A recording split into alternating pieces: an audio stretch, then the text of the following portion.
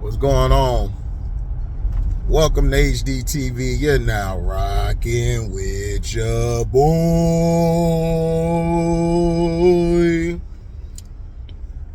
I have to put you guys down because I'm eating right now and I don't want you guys to see my face and the food in my mouth because y'all gonna be like, man, you always eating. I'm like, damn. Now, Mark Andrews is out for the year.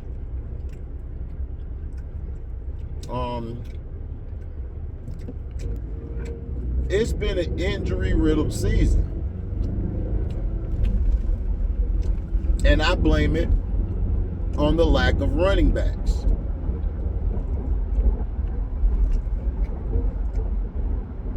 The quarterbacks that are still upright and standing, they got a strong running game.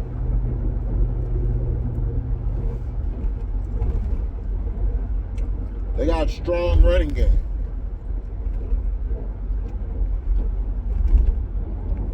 Very strong running game. The Eagles, they got Swift, even though they throw it a little more than running. This year's no balance. Jared Goff's healthy because they got Montgomery and the other kid. Can't think of his name right now. You know, the other quarterbacks, like Trevor Lawrence, he got ETN. Tuna Fish got a chain. Brock Purdy got a whole damn offense.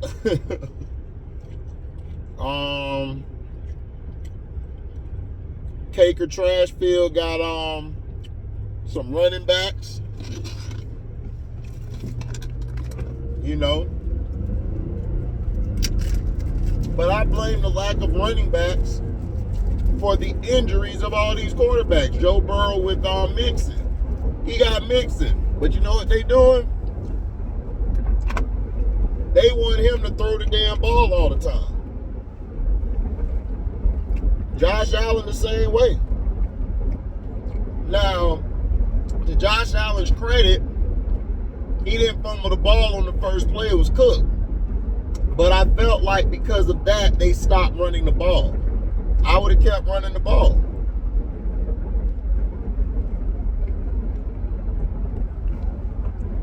Because first off, you're going to need Cook down the stretch this season.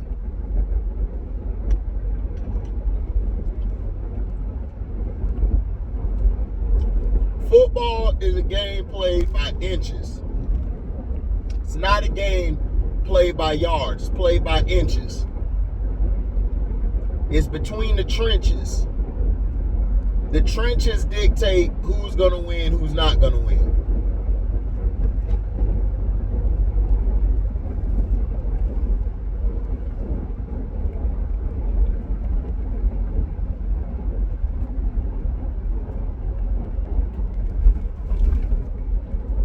Now, the problem that a lot of people seem to have is they feel like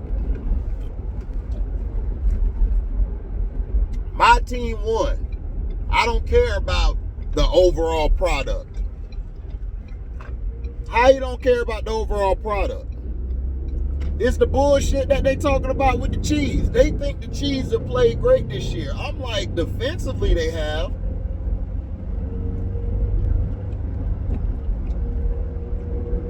Defensively they have.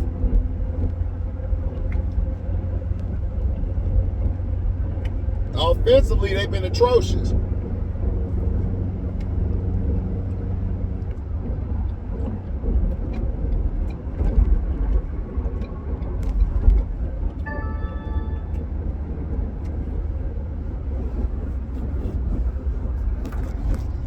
So you know how that is.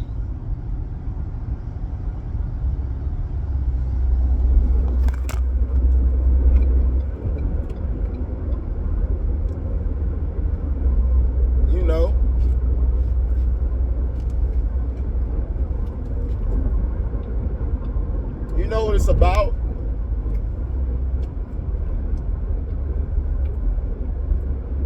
See, the Indianapolis Colts, for example, they thought because Anthony Richardson could run too, right? They felt like, okay, well, we don't need Jonathan Taylor, but we're not going to trade him either. And then they put him on the injured reserve list. Well, not injury reserve, but the PUP.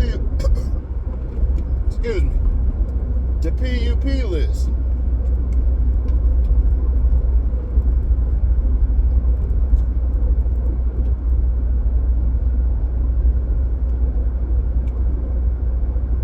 You know?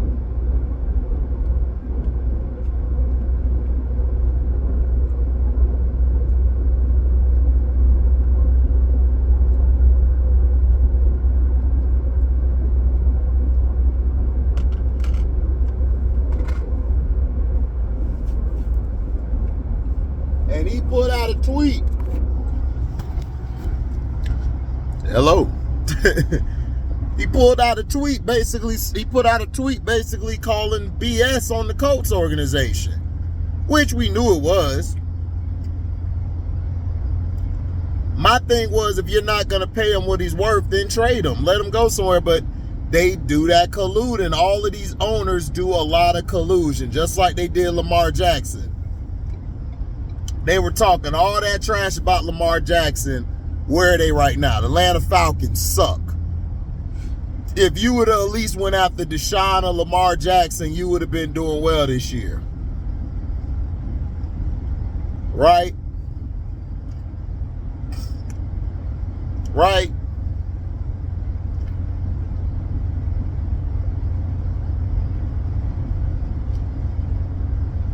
So, you know, all these guys talk about they need a quarterback. Washington, you know, Sam Howell, yeah, he's putting up these yards because of Eric Bieniemy.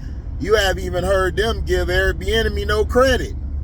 Like Sam Howell is number one in yards. Yeah, because Eric Bieniemy. But he not getting no credit. They trying to find a way to get him fired along with Ron Rivera so it don't just be the white guy fired. And it's like, dude, that y'all have got to move on from all of this colorism and racism shit. These old ass owners who ain't shit, who ain't never gonna be shit, never was shit. All they were thieves on how they got their money.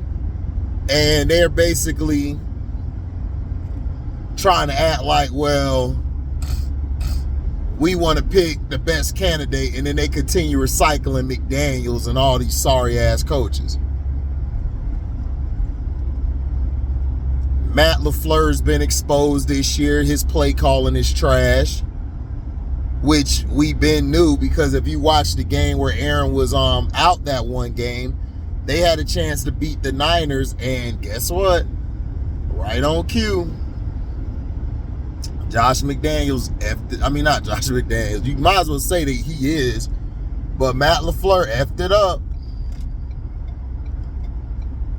But they keep giving all these white guys jobs, and the lack of running game as well has hurt a lot of these coaches.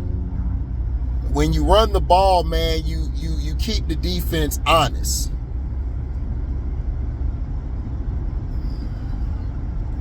You keep the defense honest. You do. And you got fans out here and Twitter people, they don't understand the game. They're just going off of who scores, who don't score, who fumble, who don't fumble. They go off of that.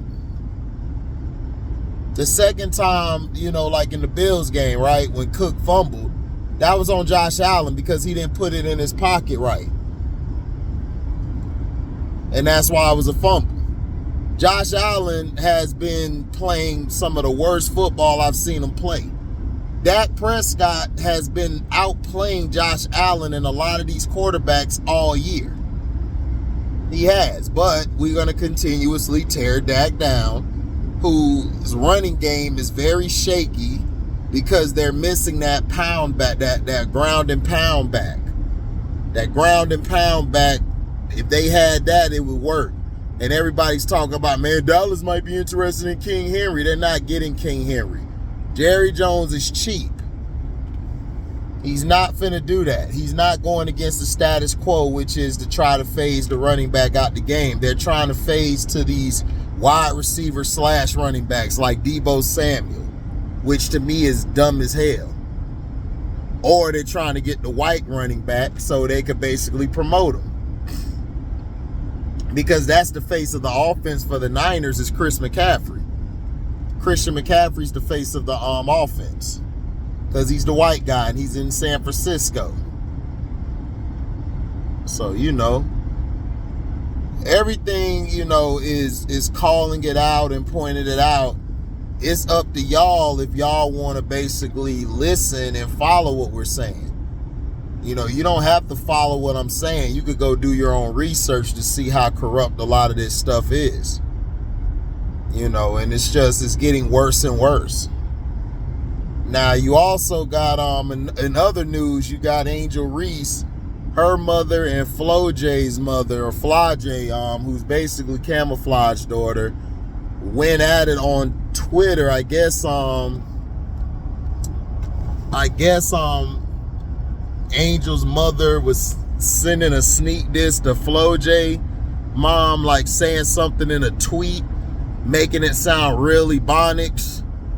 And Flo J moms basically came back and attacked, talking about, I could see where the stupidity comes from when your daughter has under a 2-point GPA, it don't fall far from the tree or something like that. So they were going at it, and Angel Reese was just benched recently down the stretch. They're saying that she's not playing up the par. She's letting the fame get to her. And shit, I could see it. Because she was on a whole lot of stuff this summer. I didn't really see her doing a lot of basketball. Now, she played for the USA team and brought some publicity to them. Angel Reese, she's a superstar. She's a superstar, so what comes with a superstar is a lot of this baggage. Kim Mulkey, basically the way it sounds like, first of all, she got to learn how to speak. I get tired of these white men and white women speaking their mind, but they're not coming with any context or substance. She should have explained why she benched Angel Reese. She's basically saying, I know why, but I'm not going to tell you. It's like, to me, it sounds like an ego struggle between the coach and Angel Reese of the team. And Kim Mulkey had, I guess, to send a message like, look, this is my goddamn team. I'm going to be coaching here when you long and gone. And that's the facts. I mean, I don't have a problem with it. Then Angel Reese missed the next game. Now, I'm not up to par with this because I don't really watch college women's basketball like that or college sports. I watch football from time to time. I got people who watch it for me because I work on Saturdays, but I got the games recorded where I go back and watch certain things in the game. But all I'm hearing is it's just an ego struggle. It's basically an ego struggle overall, ego